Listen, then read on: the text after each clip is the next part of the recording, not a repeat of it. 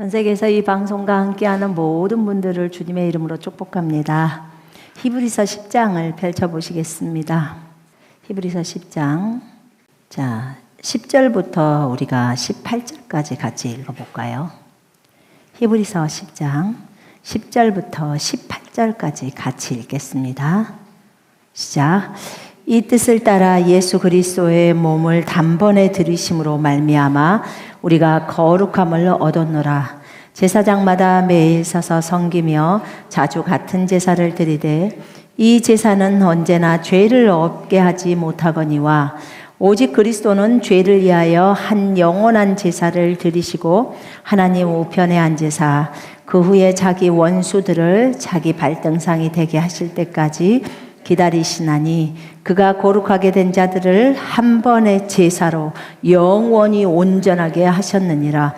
또한 성령이 우리에게 증언하시되 주께서 이르시되 그날 후로는 그들과 맺을 언약이 이것이라 하시고 내 법을 그들의 마음에 두고 그들의 생각에 기록하리라 하신 후에 또 그들의 죄와 그들의 불법을 다시는 기억하지 아니하리라 하셨으니 이것들을 사하셨은즉 다시 죄를 위하여 제사 드릴 것이 없느니라. 아멘. 잠깐만요. 제가 잠깐 기도할게요. 사랑하는 하나님, 주님의 크신 사랑을 찬양합니다. 주님은 너무나 크신 사랑을 우리에게 베푸셨습니다. 우리의 죄를 다시는 기억하지 않는다고 하셨습니다. 예수 그리스도께서 한 번의 제사, 그 제사가 영원한 제사가 되어서 하나님, 아버지께서 죄를 기억하지 못하도록 그렇게 하셨습니다. 아버지, 이 은혜가 너무 큽니다. 우리를 이토록 사랑하시는 그 사랑을 우리가 더 깊이 알고 평생토록 그 사랑을 잊지 않기를 원합니다. 진리에 바르게 서게 하시고 이 진리를 붙들면서 걸어갈 수 있도록 주님 우리를 인도해 주옵소서. 우리가 진리 안에서 자유케 됨을 감사드립니다. 주님의 이름만이 홀로 높임을 받으소서. 우리가 이 하나님의 은혜의 보좌 앞에 나올 수 있는 것도 예수 그리스도의 보혈의 공로임을 인정하고 고백합니다. 주님 감사합니다. 예수님 이름으로 기도합니다. 아멘. 어제 신명기 이제 28장을 제가 읽다가 28장에 보니까 28장에는 축복과 저주의 내용들이 나와 있어요. 근데 그 15절부터 이제 저주가 나오잖아요. 15절부터 저주가 나오는데 그 부분을 쭉 읽었어요. 읽다가 네가 만일 네 하나님 여호와의 말씀에 순종하지 아니하여 내가 오늘 너에게 명령하는 그의 모든 명령과 규례를 지켜 행하지 아니하면 이 모든 저주가 너에게 임하면 너에게 이를 것이니 하면서 쫙 나와요. 저주가 이제 많이 나오죠. 그 뒤에 나오면서 제가 보니까 적군에게 에워싸일 때 자기 자식을 잡아먹는 내용도 나오더라고요. 엄마가 자기 자식을 아끼지 아니하고 미워한다는 거예요. 그래서 잡아먹는다는 거예요. 그 내용이 딱 있어요. 아빠도 자기 아내나 자식을 불쌍히 여기지 않고 잡아먹는다는 거예요. 왜냐하면 적군이 공격하니까 먹을 것이 없으니까 자식을 잡아먹는 내용이 나오는데 이게 이제 저주더라고요. 하나님 말씀에 불순종하고 가서 우상 숭배하고 했던 그런 부분들에 대해서. 그러면서 거기에 네 하나님 여호와라 하는 영화롭고 두려운 이름을 경외하지 아니하며. 주님이 정말 이스라엘 백성들에게 많이 해주셨는데 이스라엘 백성들이 여호와 이름을 경외하지 않고 우상 숭배하고 그러죠. 그래서 여호와께서 내 재앙과 내 자손의 재앙을 극렬하게 하시리니 그 재앙이 크고 오래고 그 질병이 중하고 오래일 것이라.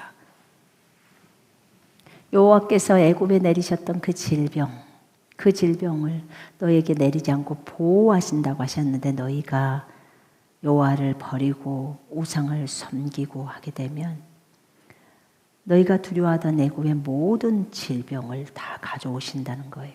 여기서 여호와께서 허락하신다, 지금 그 동사거든요. 허락하신다. 그래서 이 율법책에 기록하지 아니한 모든 질병까지도 그렇게 허락되어진다 이 말이에요. 그래서 네 마음을 떨게 하고 눈을 쇠하고 정신이 산란해지고 생명이 위험에 처하고 주야로 두려워하고 네 생명을 확신할 수 없다는 거예요. 마음의 두려움 때문에. 우리 모두는 이런 상황이 되지 않기를 원해요. 그럼 이런 다급함이 나에게 올 때 나는 어떻게 해야 할 것인가? 이게 우리에게 중요한 관건이에요. 때로는 두려움이라는 것이 들어와서 잠을 못 자기도 하고 때로는 너무 염려, 걱정, 근심이 들어와서 힘들게도 합니다. 근데 참 기쁜 소식이 있어요. 여러분한테 혹시나 이런 상황이 있습니까? 가족 때문에 또는 본인의 마음 때문에 이런 게 있을까요? 성경은 진짜로 희망적인 책입니다. 자, 봐봐요. 이 신명기는 구약 성경입니다. 여러분들이 헷갈리면 안 돼요. 구약 성경은 오래된 약속이 하나님과의 약속. 근데 약속이 오래됐다는 거예요. 오래됐다. 신약, 그 오래된 약속을 이제 폐해버리고 그래 새로운 약속으로 약속을 했다는 거예요. 새로운 약속. 제가 예전에 예를 들었을 거예요.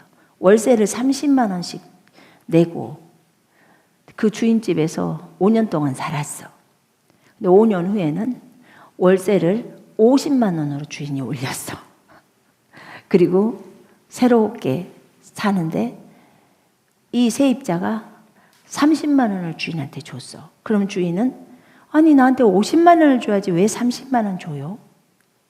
우리 30만 원이잖아요. 그럴 때 주인이 새 계약서를 쓴 것을 딱 보여주면서 이렇게 썼잖아요. 그래서 우리가 50만 원을 저한테 주는 게 맞아요. 이 집주인의 말이 맞죠? 예. 이게 새롭게 쓴 계약서예요. 이게 신약이에요. 예전에 썼던 거 그것이 구약이에요. 자, 오래된 약속 안에는 우리가 받아야 될 형벌이 너무 많은 거. 어느 때? 범죄했을 때. 근데 우리도 범죄를 안 하고 싶지만 여러분 범죄를 안 하고 싶어요. 그렇지만 범죄를 할 때가 많잖아요. 그래요, 안 그래요? 나쁜 생각을 할 때도 있고, 그죠? 물론 뭐 없나는 생각이 쏙 들어왔다든지 무슨 다른 사람에 대한 비판이 들어왔다든지 그럴 때 가 하고 쫓아내지만 그렇지 않고도 내가 나도 모르게 어떤 사람을 정죄할 때가 있고 그렇잖아요. 그러면 죄를 범했을 때 제일 우리가 염려하는 것은 하나님의 말씀에서 지금 벗어난 거잖아요. 범죄하는 것 자체가. 그럼 그럴 때 우리는 어찌해야 될까? 구약 성경을 많이 보신 분들은 구약에 머물러 있어요. 근데 여러분 벗어나야 돼요. 그것도. 우린 균형이 좀 잡을 필요가 있어요. 옛날 박정희 대통령이 대통령 시절에 했던 법규를 지금 이 시대에 우리가 지키나요? 그분 돌아가셨어요. 그러면 새로운 법규가 새로 나왔으면 그것을 지켜야겠죠? 그래요, 안 그래요? 자, 제가 엊그저께 들었는데 뭐라 그랬죠? 상속세? 아니, 상속세가 아니에요. 맞아요, 상속세? 증여세. 증여세라는 게 우리나라에 있었대요. 옛날부터 있었던. 박정희 대통령 때부터 있었나 봐. 5천만 원 이상을 누구한테 자식한테 준다. 그러면 다 세금을 두드러 맞는 거예요. 5천만 원 이상. 근데 자녀들 도울 때 전세 보증금 구하려면 5천만 원 이상이 다 돼요. 그래요, 안 그래요? 그러면 우리가 돈을 벌어서 했는데 그걸 국가가 가져가는 거예요. 근데 이거는요, 과거의 거예요. 근데 지금 며칠 전에, 2, 3일 전인가? 이 법이 바뀌었어요. 5억 이상으로. 그러니까 몰랐죠? 내가 가르쳐 드린 거예요. 그래서 자녀들에게 5억 미만으로 주면은 세금을 전혀 맞질 않아요. 9월 1일부터 실행된대. 우리 남편이 다 가르쳐 줬던 거예요. 9월 1일부터 실행된대요. 그래서 얼마나 기쁜지 몰라요. 왜냐하면 1970년도, 60년대 있었던 그 법규가 지금 2024년도하고 돈 가치가 달라졌잖아요. 그지요? 그때도 막 전세 보증금이 몇 억 했나요? 그러지 않잖아요. 근데도 여전히 그 법규를 써서 저 위에 있는 분들은 많이 혜택을 보는 거예요. 국가에서는 세금만 많이 뜯어가면 되니까. 근데 서민들은 힘들죠. 근데 봐봐요. 저게 9월 1일이 되고 나면 이제는 그 법규는 빠이빠이. 만약에 9월 2일 날 돼서 그렇게 해줬는데 국가에 있는 어떤 세무서 직원이 이거 이렇게 해서 5천만 원 이상이기 때문에 뭐 30%를 맞아야 합니다 라고 하면 우리는 어떻게 말하나요? 웃기시네요. 이렇게. 당신은 법이 바뀐지 몰라요? 문서 내가 보여줄까요? 문서 갖고 오세요. 딱 우리는 또 이러지 않을까요? 법문서 갖고 오라는 거예요. 그러면 그 사람은 더 이상 거짓말을 할 수가 없는 거예요. 왜냐하면 법규가 바뀌었어요. 과거의 것은 설명하는 거야. 과거의 것은 구약. 지금 새로 바뀐 건 신약. 그런 것처럼. 그럼 지금 신명기에서 우리가 영적 적용은 다 할 수 있어요.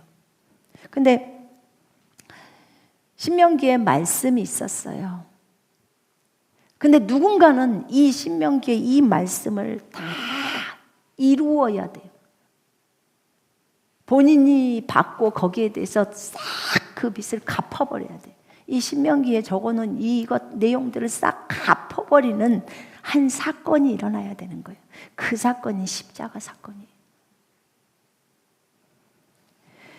여러분, 오래된 약속에는 우리가 받아야 할 형벌이 너무 커요. 정신병, 미쳐버리고 두려움에 떨고 자식 새끼들을 잡아먹어야 할 만큼 다른 나라 사람들이 쳐들어와서 먹을 것이 하나도 없고 완전 기근 중에 기근이죠. 들에 나가도 저주, 들어와도 저주. 희망이라고는 일도 안 보이는 상태. 그 상태가 있는 거예요. 그런데 이 새로운 약속은 요한복음 19장 30절에 말씀합니다. 내가 다 이루었다. 내가 다 갚았다. 내가 다 해결했다. 이렇게 하시고 십자가에서 돌아가셨어요. 다 끝장내버렸다 이런 거예요. 다 끝장내서 구약에 너희가 받아야 할 형벌 내가 다 끝장냈어. 여러분 이거는 해피엔딩으로 끝나는 거예요. 그죠? 여러분 슬픈 영화가 좋으세요? 나는 왜 슬픈 영화가 노벨 무슨 상을 받는지 이해가 진짜 안 돼요. 기쁜 영화가 정말 우리한테 기쁨을 주는 그것이 상을 받고 그래야 되는데, 근데 복음은 진짜 기쁜 소식이거든요. 정말 정말 기쁜 소식. 두려움에 휩싸인 사람이, 아침에도 두렵고 저녁 때 밤에도 두렵고 낮에도 두려운 사람이 내가 너의 두려움을 다 제거해 줄게 라고 예수님이 짠 나타나셔서 하시면 그건 그 사람에게 완전히 기쁜 소식이에요. 그래요 안 그래요? 그렇죠? 완전히 기쁜 소식이에요. 예수님께서 구약의 약속들, 문서들을 다 이루셔버린 거예요. 다 끝내셔버린 거예요. 다 갚아버린 거예요.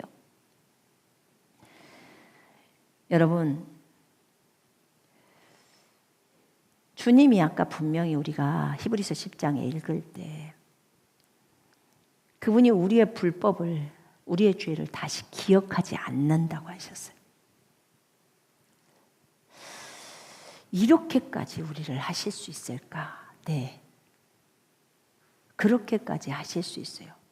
내가 과거에 음란했던 거, 내가 과거에 도둑질했던 거, 과거에 내가 다른 사람을 속였던 거, 내가 과거에 이 일 저 일,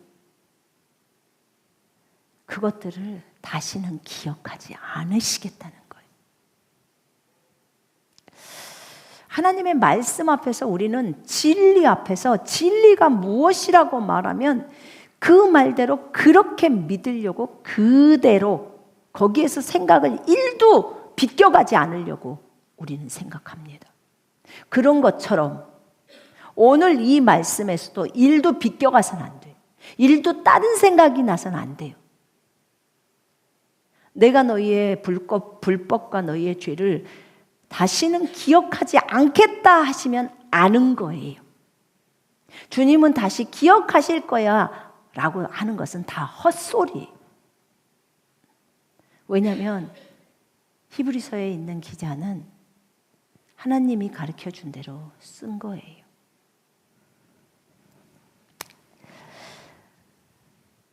구약에서의 우리가 범죄한 것 때문에 하나님이 약속하셨던 거예요. 저주나 재앙도 다 약속이에요. 이렇게 안 지켜졌을 때.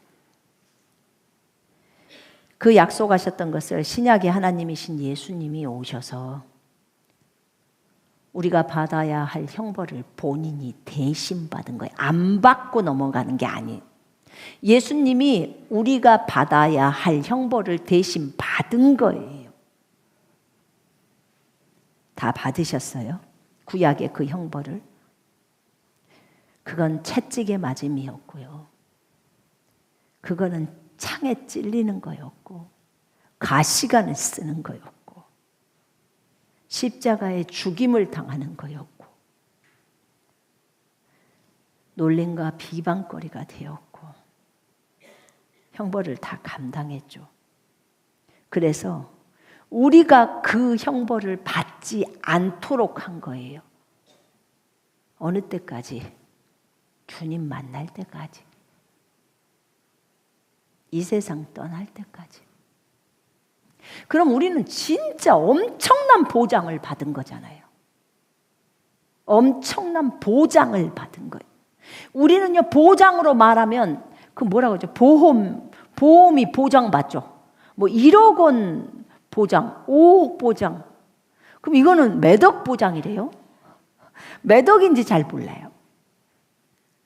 우리가 앞으로 끝까지 그 형벌이에요. 받아야 될 그 형벌을 주님이 대신 받으시면서 평생 보장, 평생 보장이라고 하면 되겠네요. 평생 보장으로 그렇게 말씀하신 거예요. 여러분과 저에게, 누구에게? 예수님을 믿는 자에게, 예수님을 믿는 자에게 평생 보장. 그래서 여러분, 마귀가 또는 누군가가 여러분을 정죄할 때, 여러분을 정죄할 때 이렇게 보통 마귀는 말하죠. 우리가 신명기 28장을 읽고 있으면 마귀가 주는 생각들이 어떤 거예요?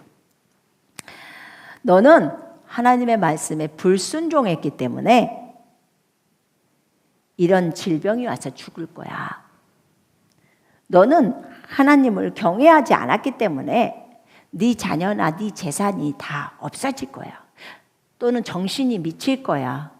별의 별말을 다 하지요. 그때 우리의 자세는 어떠한가요? 저 같은 경우는 그런 정죄감이 오거나 그렇게 오면 이렇게 먼저 얘기해요. 마귀야, 넌 잘 들어. 요한일서 1장 9절은 하나님이 쓰신 말씀인데, 우리가 우리 죄를 자백하면 그는 미쁘시고 의로우사 신실하시고 의로우셔서 우리 죄를 사하시며 모든 불의에서 우리를 깨끗하게 하신다고 하셨어. 네가 그 말씀을 모르나 본데 그것만 있는 게 아니야. 히브리서 10장 17절에는 내 죄를 더 이상 기억하지 않는다고 했어. 너 성경 똑바로 읽고 와라.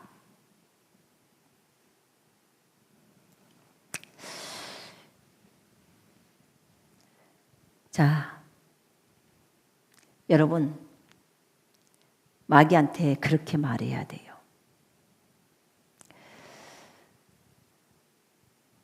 마귀야, 만약에 우리한테 구약만 있었다면 네 말이 맞아. 구약만 있었다면 신명기 말씀에 따라서 그렇게 될 거야. 그런데 감사하게도 우리에게는 신약의 말씀이 있어. 새로운 약속이 있어.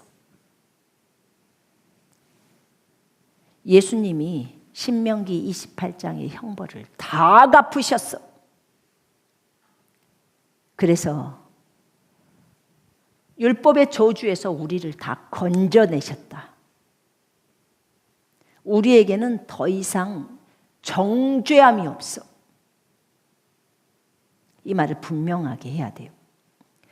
여러분, 로마서 8장 1절에 보면요, 그리스도 예수 안에 있는 자에게는 결코 정죄함이 없나니 라고 되어 있죠. 여러분은 그리스도 안에 있습니까? 여러분, 잊지 말아요. 왜냐하면 어떤 사람에게는 정죄감이 들어올 때요, 굉장히 어렵단 말이에요.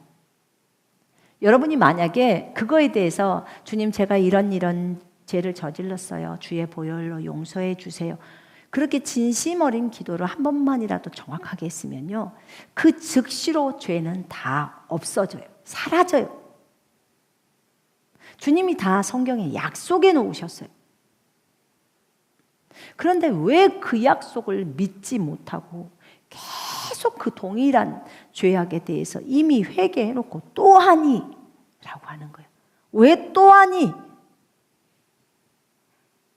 안 느껴져서요. 느낌은 하나도 안 중요하다고 했습니다. 범죄를 할 때 만약에 범죄를 해서 마음에 어려움이 있으면 한 번만 해요. 요한일서 1장 9절에 따라 한 번만 해요. 하나님, 저는 이 말씀에 따라서 죄를 자백했습니다. 그러면 내가 너희한테 말씀 줬어. 깨끗이 됐다고 했잖니. 그럼 거기서 자유해져야 돼요. 그런데도 계속 그곳에 머물러 있으면 어떻게 돼요? 하나님의 말씀을 의심하는 거예요. 불신하는 거예요. 하나님의 말씀을 의심하고 불신한다니까요.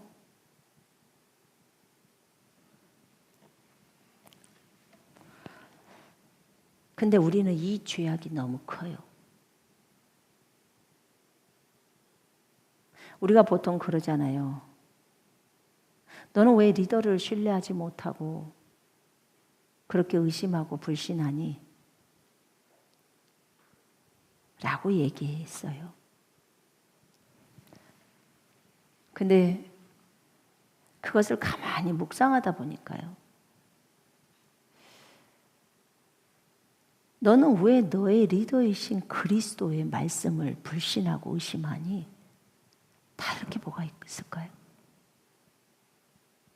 나의 리더이신 그분의 말씀을 의심하고 불신하는 것이 보이는 리더를 의심하고 불신하는 거하고 뭐가 차이가 있냐는 거예요. 그래서 내가 주님 앞에서 이바이 회개를 했어요. 주님, 잘못했어요. 잘못했어요. 용서해 주세요. 사람은 거짓말을 할 수 있는데, 잘못 볼 수도 있는데, 하나님은 잘못 볼 수도 없고, 하나님은 입에서 나오는 게 전부 진리인데, 주님이 잘못될 수가 없잖아요. 그런데도 주님의 말씀을 의심하고 불신했어요. 용서를 구했죠. 그리스도 예수 안에 있는 자에게는 결코 정죄함이 없단다. 그렇게 말씀하셨어요. 근데 우리는 요 8장 1절, 그냥 단순히 1절만 딱 보면서도 8장 1절에 나와 있는 이 말씀 자체도 깊이 있게 들여다보지를 못하는 거예요. 그리고는 이 부분에 있어서 마음에 정죄감이 들어오거나 다른 사람이 또 정죄하거나 그것 때문에 고통을 당하고 있습니다.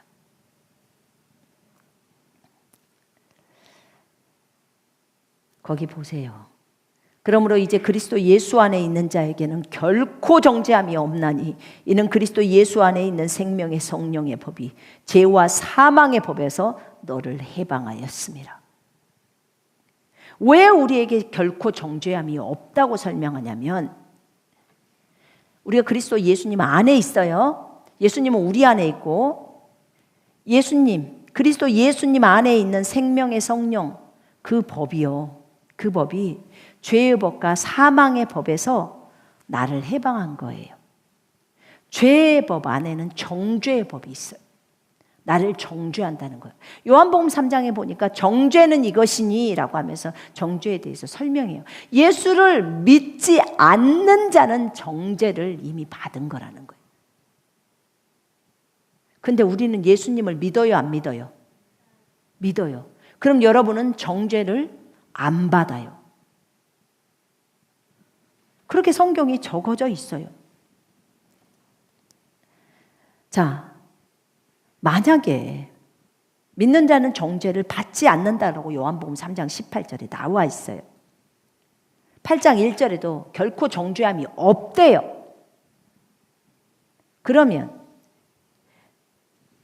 마귀가 만약에 여러분과 저를 이제 하나님 아버지께 고소한다는 거죠. 고소자죠. 그때 우리는 어떻게 답을 할 것인가요?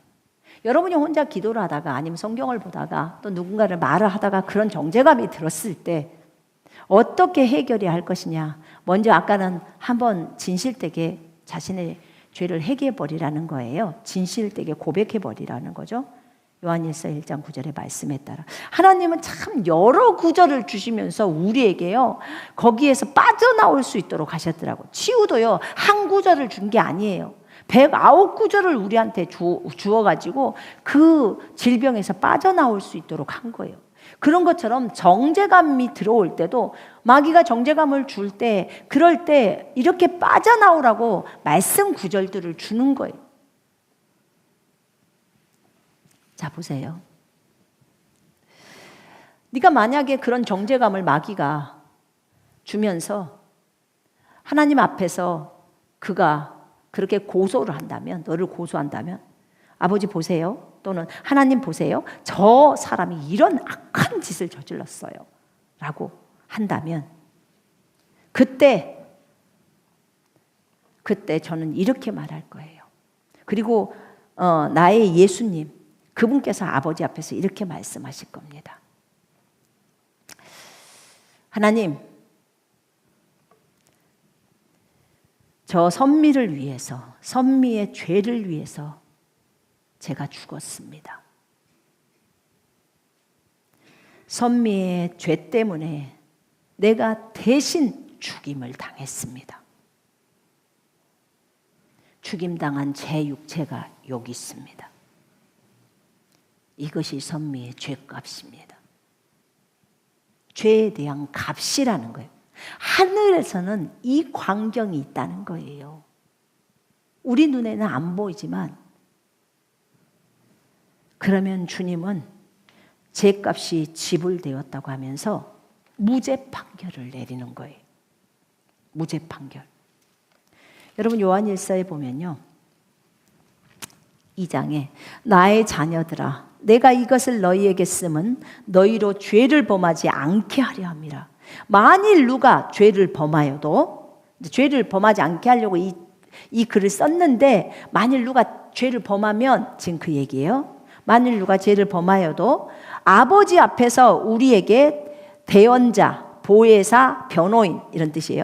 아버지 앞에서 우리에게 대언자가 있는데, 변호자가 있는데 곧 의로우신 예수 그리스도시라. 그는 우리 죄를 위한 화목제물이니 우리만 위할 뿐 아니요 온 세상의 죄를 이하심이라. 이렇게 나와 있어요. 자, 이렇게 하늘에서는 우리가 범죄했을 때를 지금 설명하는 거예요. 아버지 앞에서 우리에게 변호인이 있다는 거예요. 예수님이 아버지 앞에서 딱 계신다는 거예요. 예수님은 선미의 죄를 위한 화목제물이래. 여러분의 이름을 대입해서 한번 봐봐요. 여러분의 죄를 위한 화목제물이 되셔서, 그래서 예수님이 아버지 앞에, 아버지 저기 제 몸이 있는데 저 몸은 선미를 위해서, 선미가 범죄한 그 죄에 대한 대가입니다. 죄값을 지불하려고 제가 죽은 것입니다. 그럼 저 몸을 보옵소서. 그럼 아버지가 그런 거 땅땅땅 무죄 딱 판결을 내리는 거예요. 무죄예요. 무죄라고요. 내가 얼마나 큰 죄를 저질렀어도 무죄예요. 성경에 따라. 그게 진리가 말하고 있는 거예요.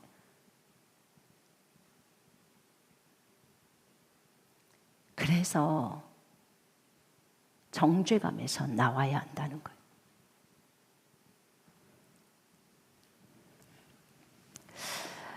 주님은 자신이 화목제물이라고 하셨어요. 아버지와 우리가 화목하게 할 수 있는 제물인 거예요. 그래요. 제가 처음에 예수님을 믿을 때 그렇게 하셨죠. 그분이 화목제물이 되셨죠. 그래서 제가 주님 앞에서 주님만을 의지하면서 떳떳이 걸어갈 수 있었어요. 근데 그 이후에도 저는 또 범죄를 하였어요. 그래서 제가 어찌할 줄 몰랐어요. 그때 주님은 또 진리를 우리에게 주십니다. 자, 봐라. 오늘 읽었던 본문이에요. 이 뜻을 따라 예수 그리스도의 몸을 단번에 들이심으로 말미암아 우리가 거룩함을 얻었어요. 12절에 오직 그리스도는 죄를 위하여 한 영원한 제사를 드리시고 하나님 우편에 앉으셨어요. 14절에 그가 거룩하게 된 자들을 한 번의 제사로 영원히 온전하게 하셨느니라. 한 번의 제사로 영원히 온전하게 만들어버렸다는 거예요. 영원히 온전하게. 그러면 마귀가 갖고 들어오는 것이, 그래 처음에 구원받았을 때는 됐어. 그런데 그 뒤에 범죄했을 때는 안 되잖아 라고 하는 거예요. 근데 예수님께서 화목제물이 되실 때는 그 제물이 한 번 하나님 앞에 드려졌는데 그것이 뭐라 그러지? 시효라고 하는 거야. 공소시효 할 때 시효요. 오늘 어려운 말 많이 쓰네요. 그 시효가 어디까지냐면 영원이에요. 영원. 그리고 저는 정말 주님 감사해요. 주님이 저 하늘 가실 때 몸 갖고 가셔서 못자국 난, 그죠? 창자국에 있는 그 몸을 갖고 올라가셔서 아버지 앞에다 항상 고스란히 바쳐놓고 계세요. 아버지 보옵소서. 선미가 오늘 범죄한 죄의 대가입니다. 제 몸이 저 아이의 죄의 대가 지불입니다. 전 인류의 죄 문제를 해결한 거예요. 정말 이 예수님의 이 사랑, 이것이 너무 감사한 거예요. 영원한 화목제물이에요. 그들의 죄와 그들의 불법을 내가 다시는 기억하지 아니하리라 하셨은즉, 이것들을 사하셨은즉 다시 죄를 위하여 제사 드릴 것이 없느니라. 더 이상 화목제물이 필요가 없어요. 주님이 드렸기 때문에. 그 다음에 범죄했을 때는 그냥 자백만 하고 끝내라는 거예요. 왜냐하면 저 하늘에 너희가 범죄했을 때 벌써 법정에는 벌써 마귀가 가서 쓰겠죠. 얼마나 가서 우리를 괴롭히려고 하나님 아버지 앞에 그렇게 하겠습니까? 그때 예수님 감사해요. 아버지 보좌 우편에 앉아 계셔. 멀리 계시지도 않아. 고소하러 오는 족족 얘기하시죠. 아버지 몸을 보옵소서. 거기 몸을 보옵소서. 저 땡땡 김땡땡 자녀의 죄를 지불하기, 죄값을 지불하기 위해서 드려진 몸입니다. 그러면 무죄 하는 거예요. 무죄 판결하시는 거예요.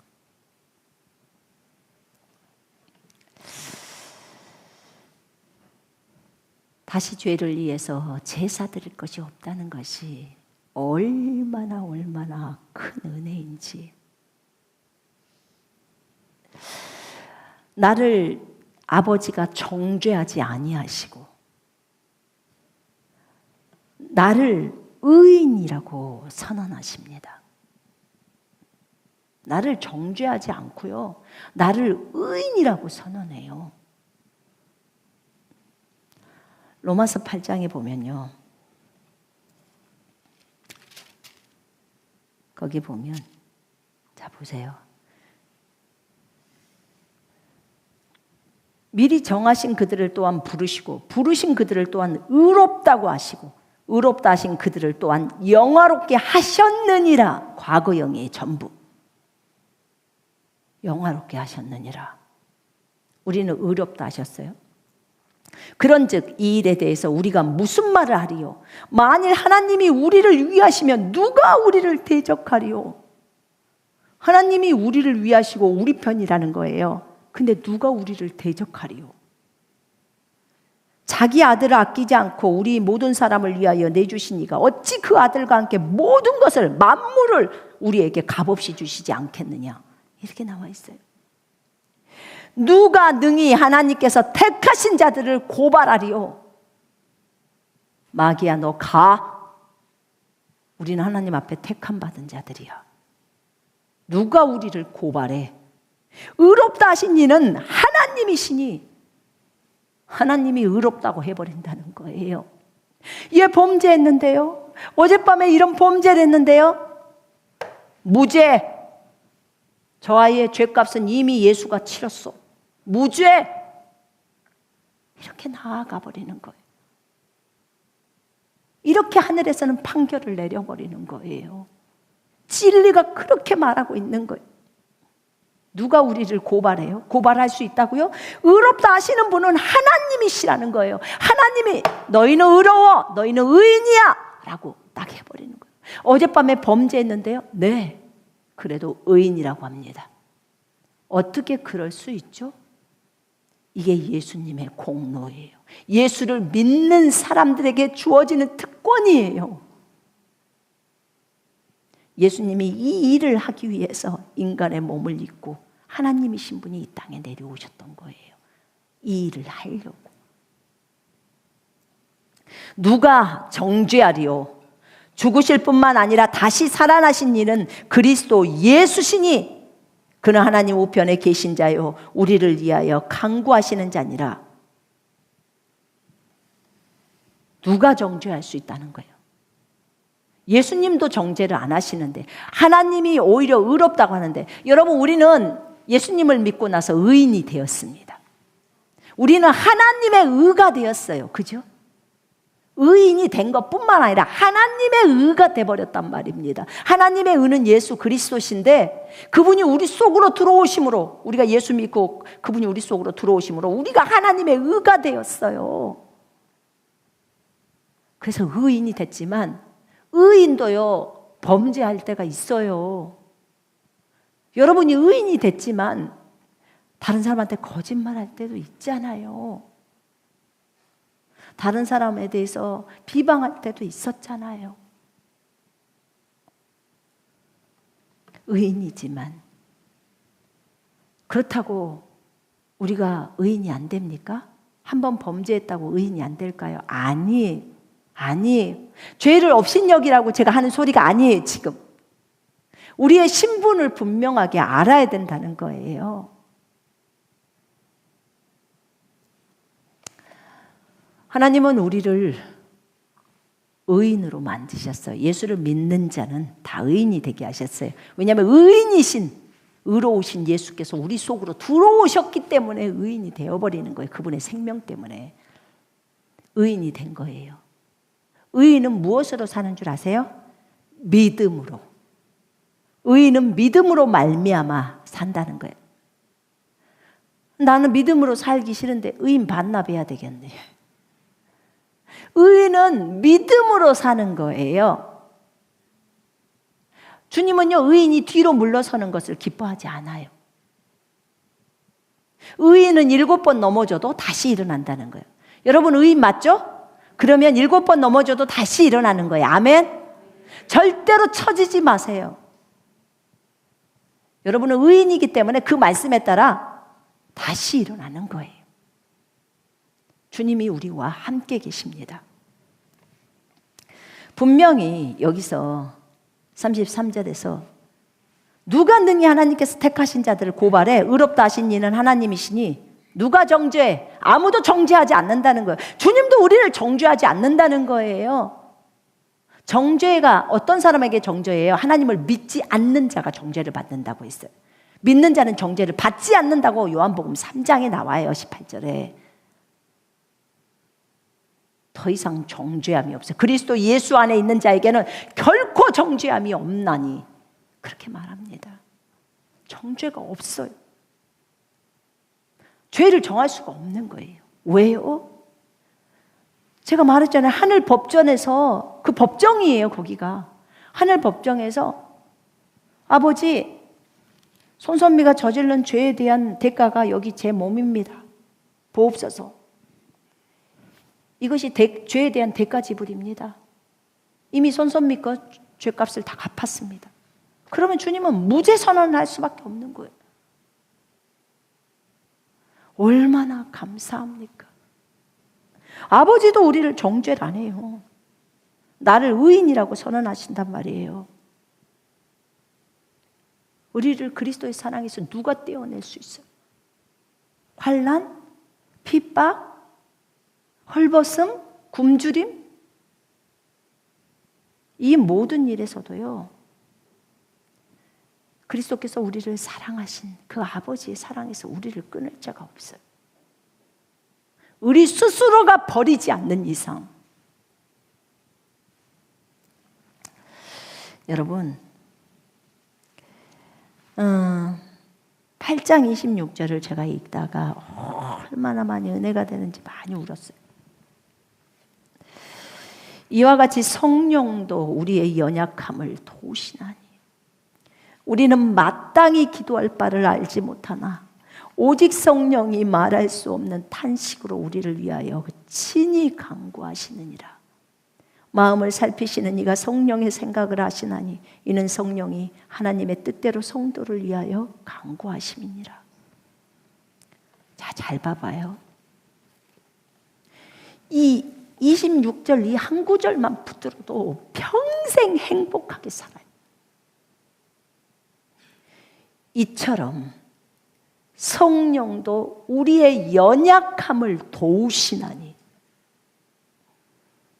여러분 안에도 연약함이 있고 제게도 연약함이 있어요. 어떤 사람은 이 부분에 연약하고 어떤 사람은 이 부분은 강한데 저 부분에서 연약해.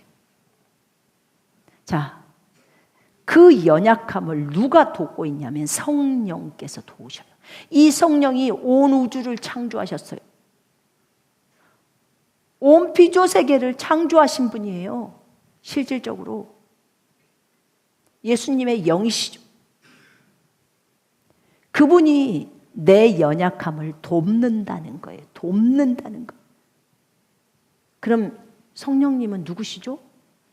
도우미. 누구시라고요? 도우미. 우리 누군가를 도우면 도움이라고 하잖아요. 이렇게 명찰에서 도우미 누구 이렇게 적어졌어요. 그러면 성령님은 나의 연약함을 돕는 도우미.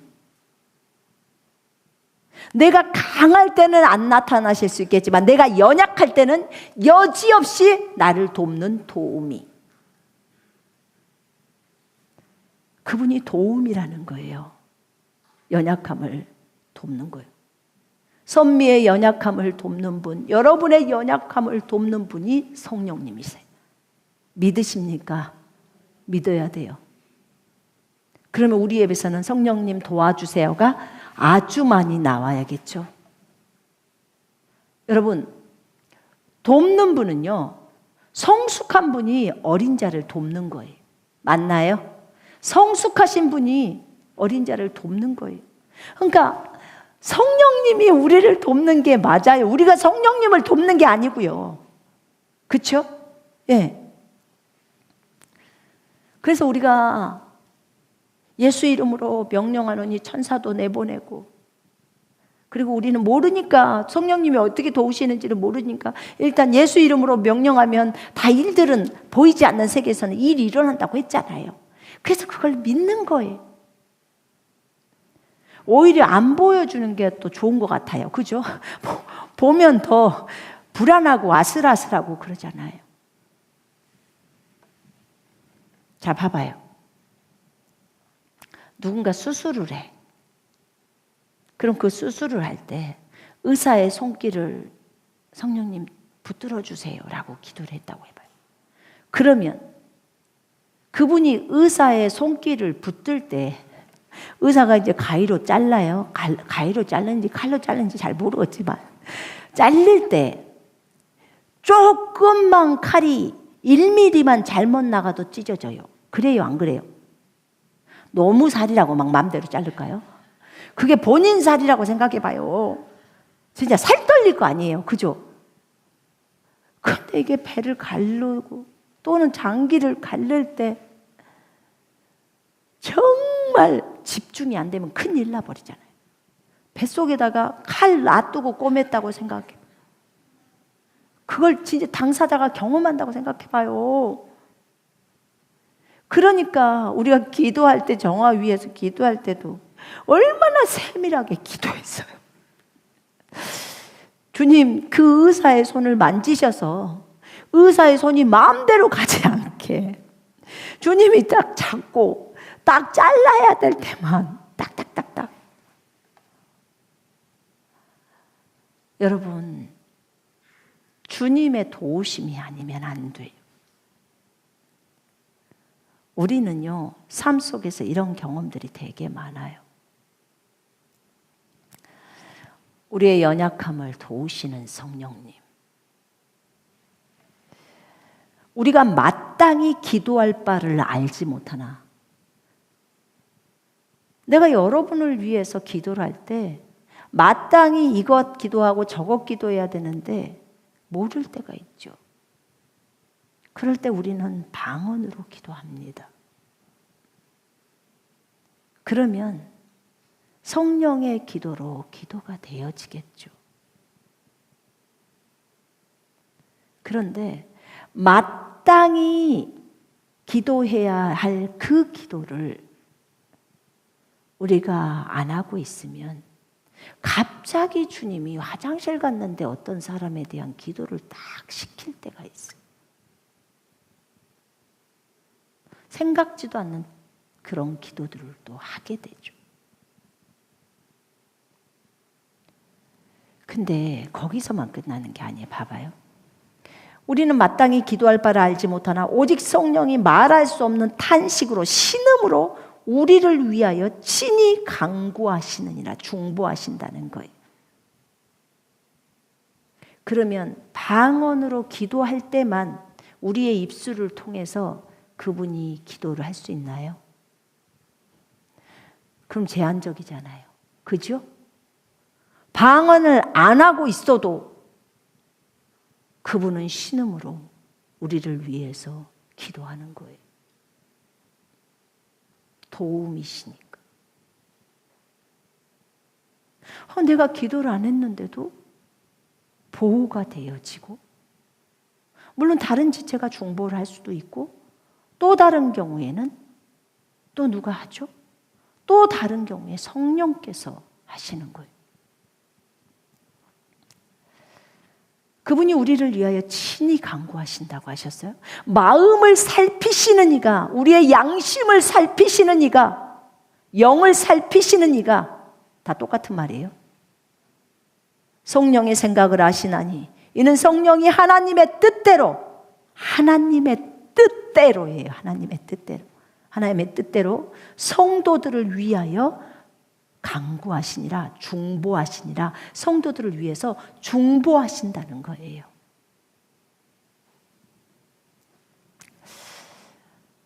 여러분, 성령님이 나를 위해서 중보하신다는 것이 얼마나 큰 위로가 됩니까? 제가 이 문장을 보는데 내가 왜 울었냐면, 하나님의 말씀을 일도 의심 안 해야 되는데 성령께서 나를 위해 중보하고 계시고 나의 연약함을 돕고 계시면, 네가 이 9절 26절의 9절을 믿는다면 내가 이렇게 너를 위해서 일하고 있다는 사실을 네가 믿는다면 너는 발을 편안하게 뻗고 잘 것이고 조금의 염려도 하지 않을 것이다. 나는 너를 도우려고 이 온 우주를 창조한 하나님이 내가 네 속으로 들어왔어.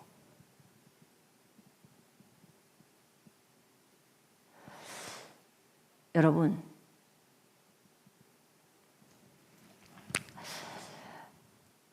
우리의 믿음을 한번 생각해 봐야 돼요.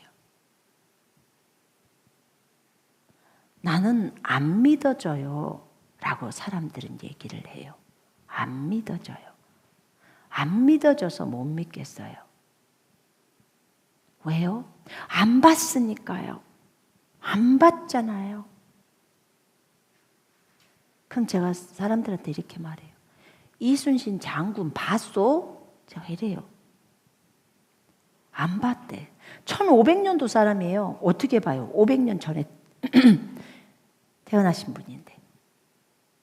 안 봤는데 어떻게 이순신 장군을 믿어요? 그분은 우리나라 명장군이에요. 어떻게 믿어서? 봤어? 안 봤대. 그럼 어떻게 믿어요? 그렇게 배웠어요. 그분이 역사 속의 인물이고 우리나라의 명장군이고 우리나라를 일본 왜군들로부터 건지신 분이고 맞소. 안 봐도 믿는 게 믿음이요. 하나님도 보지 않았어도 하나님이 말씀에 다 적어놨다고. 우리도 이순신 장군에 대해서 몰라. 역사책에 적어져 있는 걸 믿는 거예요. 출애굽했을 때, 출애굽하고 나서 주님이 모세를 통해서 신명기에다가 뭘 적어놨냐면 이것을 기록해서 너는 누울 때든지 집에 있을 때든지 걸을 때든지 네 자녀에게 부지런히 가르치라는 거예요. 그래서 나 경외하는 것을 떠나지 않게 하라는 거예요. 교육이. 주님은 살아계신 분이에요. 물론 저는 주님을 봤어요. 봤으니까 당신은 잘 믿죠. 근데 제가 주님을 보지 않을 때도 말씀을 믿었어요. 제가 주님을 알고 싶다고 했을 때 주님이 네가 나를 알고 싶으면 성경을 읽어라 그러셨어요. 나 성경에 나에 대해서 다 적어놨다. 태초에 말씀이 계시고 그 말씀이 하나님과 함께 계시고 그 말씀이 하나님이라고 했어요. 말씀이 하나님이야. 적어놓아 있는 이 말씀이 살아있는 영이고 생명이란 말이다. 내가 너희한테 거짓말하지 않지 않느냐. 나는 진리인데 네 입이 거짓말을 말하지 나는 거짓말하지 않는다 라고 하셨어요. 우리가 구원받은 것도 예수님을 믿어서 구원받은 거예요. 성경에 적어진 대로 적어놓은 것을 믿어서 구원받은 거예요. 내가 내 몸에서 빠져나가 보니까 천국도 있고 지옥도 있고 다 있었어요. 예수님도 계시고. 그것은 이미 성경을 조금이라도 알고 있었기 때문에 확인할 수 있었던 거예요. 보지 않고 믿는 믿음이 복되다고 주님은 말씀하셨어요. 이순신 장군은 잘도 믿으면서 주님은 적어놨는데 안 믿어. 안 믿어져서요. 거짓말하지 말아요. 안 믿어져서가 아니. 믿으려고 받아들이고자 하면 다 믿어져요.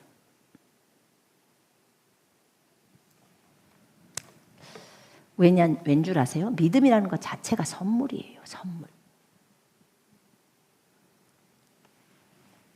예수님을 나의 주인으로 맞이한다는 것은요.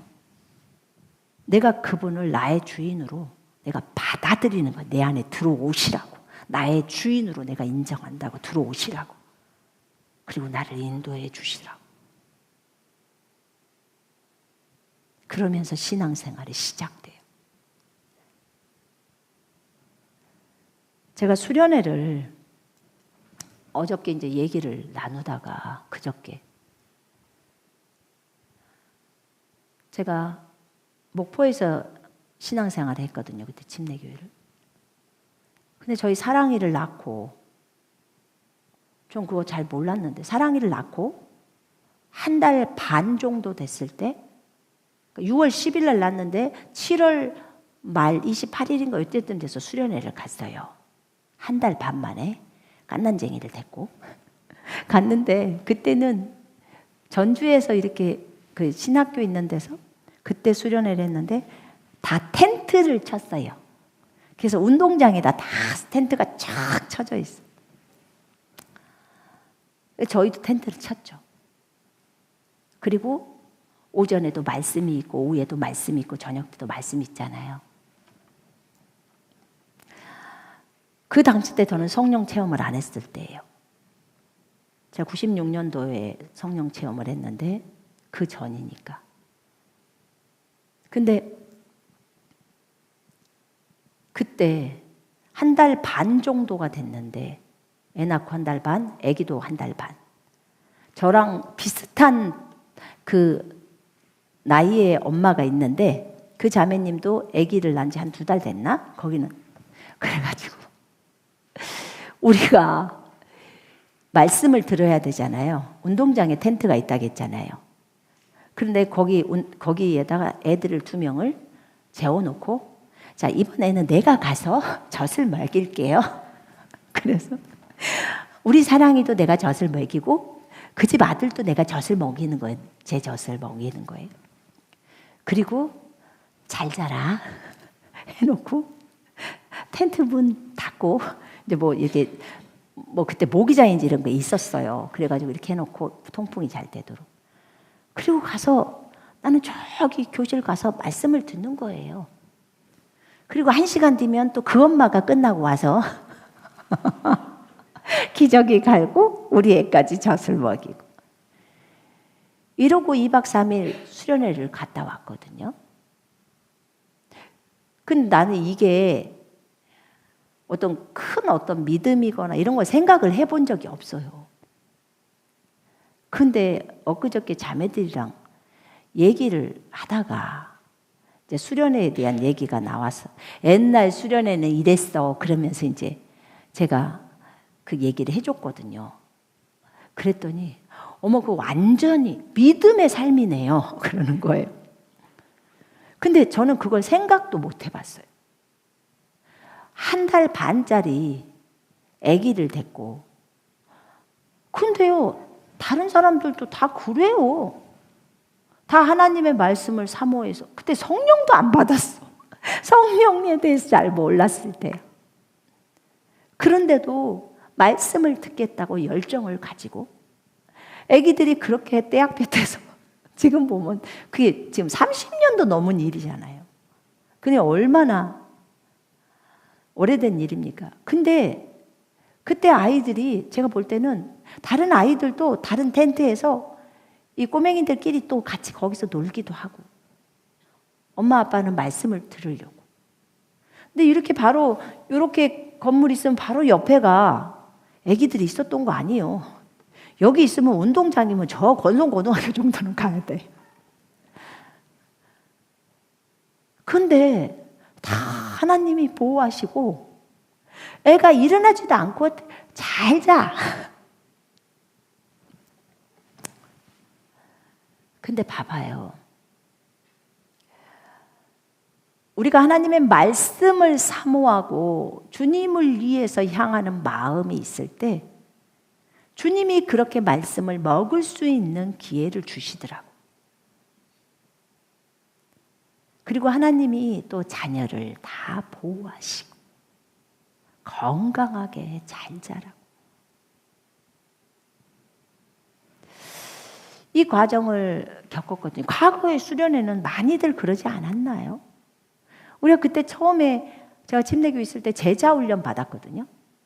초급반, 중급반, 고급반 막 이렇게 식으로 돼 있었는데, 근데 그렇게 하면서도 후록구처럼 많이 그랬는데도 불구하고 그런 부분에 있어서는 믿음이 좀 자랐던 거예요.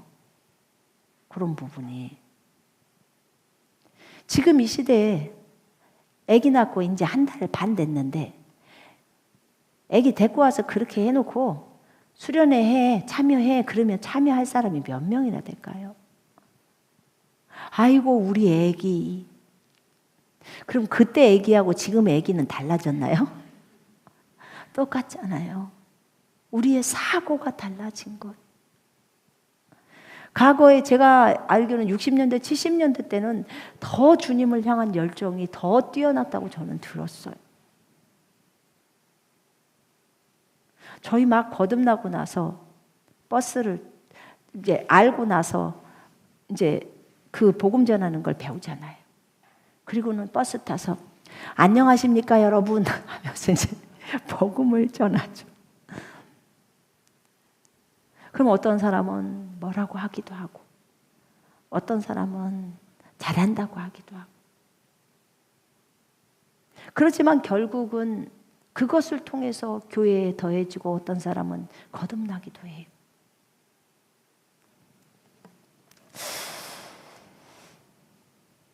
이게 하나님이 우리에게 주신 선물들이에요. 여러분, 성령님이 우리를 도우세요. 성령님이 그 아이들을 잘 돌봐주신 거예요. 우리가 말씀을 들을 수 있도록. 제가 진이를 신학교 다닐 때 임신했었거든요. 그리고 아기를 낳았어요. 다음 학기 때는 이제 아기를 데리고 가서 수업을 받아야 돼요. 내 애가 울면 다른 사람한테 방해가 되잖아요. 그러니까 주님 앞에 간절히 기도를 해. 그리고 맨 뒤에 앉아. 그리고 유모차를 딱 갖다 놓고 지금부터 잘 자라. 그래 놓고 저는 수업을 들어요. 1시간이 딱 끝나면 아기가 이제 깨. 그러면 젖을 줘요. 그리고 10분 안에 해결해 놓고 기저귀 갈고 제 옆에다 딱 놔두고 또 그 다음에 수업이 들어가요. 이러고 공부를 했어요. 주님의 말씀을 사모함 때문에. 근데 하나님은 그 기도에 응답해 주세요. 공부할 수 있도록. 그러니까 우리의 자세가 문제인 거예요. 제가 신학교 다닐 때 그 마지막 수업까지 수업을 다 듣고 싶었어요. 근데 아기는 나오려고 해. 아직 날짜가 안 됐어요. 그래서 하나님, 날짜가 돼서 나오게 해주세요. 그래서 마지막 날은 진짜 아침부터 배가 5분 간격으로 아픔이 통증이 와요. 기어이 수업을 다 마쳤어요. 오전 수업을 다 마쳤어. 그리고 나서 저녁 대기나러 갔어요. 잘 나왔어요. 하나님께서 기도에 응답해 주셨어요. 거기 강사가 나한테 그랬어요. 선생님, 지금 배가 아파요? 제가 갑자기 막 배가 진통이 오니까 막 얼굴이 좀 안 좋잖아요. 배가 아파요. 네, 조금 아파요. 얼른 병원 가야 되지 않아요? 괜찮아요. 둘째 아기 낳아보면 첫째 애 때는 조급하지만 둘째 애 때는 아주 여유가 있잖아요. 해봐놔서. 그래서 하나님께 구했어요. 하나님, 제가 수업 다 끝나고 수업 다 듣고 아기 낳게 해주세요. 그랬더니 다 해주셨어. 그리고 저녁 시간에 병원 갔어요. 괜찮으니까 배가 또 괜찮아지더라고요. 하나님은 우리의 자세를 보시는 것 같아요. 우리가 하나님의 말씀을 사모하는지 주님 앞에서 요구하는 것들 있잖아요. 요구하는 것들. 여러분, 주님이 분명히 오늘 말씀에서 성령이 우리의 연약함을 도우신대요. 그럼 우리는 도움을 요청해야 되는 거예요. 주님 도와주세요. 나의 연약한 것을 아시고 나를 위해 중보해 주시는 분. 어떤 형제 자매도 나를 위해 중보해 주지만 성령님은 끊임없이 나를 위해 중보해 주시는 거예요. 얼마나 감사합니까? 그분이 하나님의 뜻대로 나를 위해서 기도해 줘야 돼. 근데 그러잖아요. 이번에 직장이 안 됐어. 이번에 시험에 떨어졌어. 도대체 왜 이게 안 된 거야? 난 열심히 기도했는데. 그리고 난 열심히 공부했는데. 이유가 있겠죠. 하나님의 뜻대로 성도들을 위해서 간구한다는 거. 근데 그러고 나서 좀 뒤에 좋은 직장이 나타나 버렸네. 그럼 그때서 그렇구나. 이것 때문에 주님이 그랬구나. 하나님 감사해요. 그때 해요. 먼저 감사의 기도가 먼저 올라갔어야 되는데 그것이 안 나오고. 성령님이 이렇게 우리를 위해서 이렇게 좋은 일을 하시더라. 그럼 그분을 의지하겠죠. 나를 위해서 중보한다는데 그분이 헛소리 하실까요? 아니죠. 가장 정확하게 우리가 하나님의 길을 걸을 수 있도록 그렇게 하시죠. 그리고 주님이 그렇게 일하시죠. 너무 감사했어요. 성령님만 중보하는 게 아니라 여기 보니까 예수님도 하나님 우편에 계셔서 우리를 위해서 강구하신다, 중보하신다 라고 34절에 적어져 있어요. 8장 로마서. 여러분 생각해 보세요. 그러면 두려워할 게 무엇입니까? 누가 우리를 정죄할 수 있단 말입니까? 죄를 저질렀다고 할지라도, 죄를 저질렀으면 아까 자백하라고 했잖아요. 그리고 여전히 히브리서 10장 말씀을 딱 붙들어요. 하나님께서 우리의 불법과 죄를 더 이상 기억하지 않는다는 말을, 하나님이 네 죄를 이사야서 43장에 도말해버리겠다고 했는데 도말 지워버리겠다는 거예요. 싸그리 지워버리겠다는 거예요. 근데 왜 안 지워진 것처럼 주님의 말씀을 안 믿고서 내 죄는 여전히 있을 거야 라고 생각하면서 하나님의 말씀을 완전히 의심하면서 다 지워놨는데도 혼자서 안 지워진 줄 알고 계속 그 죄에 대해서만 붙들려서 그렇게 어렵게 우울함 가운데서 살아가는 사람들이 있어요. 그거 그만해야 돼요. 그만해야 돼요. 진리가 말한 대로 걸어갑시다. 진리가 우리를 자유케 한다고 했어요. 그 말씀을 우리는 믿습니다. 맞죠? 여러분과 제가 이제 생명의 성령의 법 때문에 죄와 사망의 법에서 해방되었다는 거예요. 죄가 없어졌다는 말이 아니에요. 죄는 여전히 이 세상에 있어요. 근데 우리는 죄에 대해서 죽은 자가 되었다는 거예요. 그리고 주님은 우리의 죄에 대해서 죽은 자가 되었기 때문에 우리의 죄를 기억하지 않는다는 거예요. 뭐 때문에? 예수님의 공로 때문에. 여러분 이것을 꼭 기억해야 돼요. 구약의 서류는 옛 계약서, 신약의 서류는 새 계약서. 예수님이 새 계약서에 다 이루었다, 다 갚았다, 다 끝장냈다. 신명기 28장의 저주는 더 이상 너희에게 오지 않아. 예수님이 십자가에 달리심으로 율법의 저주에서 너희를 다 건져냈다, 속량했다. 이렇게 말씀하셨습니다. 이 사실을 믿으십시오. 그리고 다른 사람이 여러분에게 범죄한 것도 다 용서하세요. 이제 그것도 끝장냅시다. 끝을 냅시다.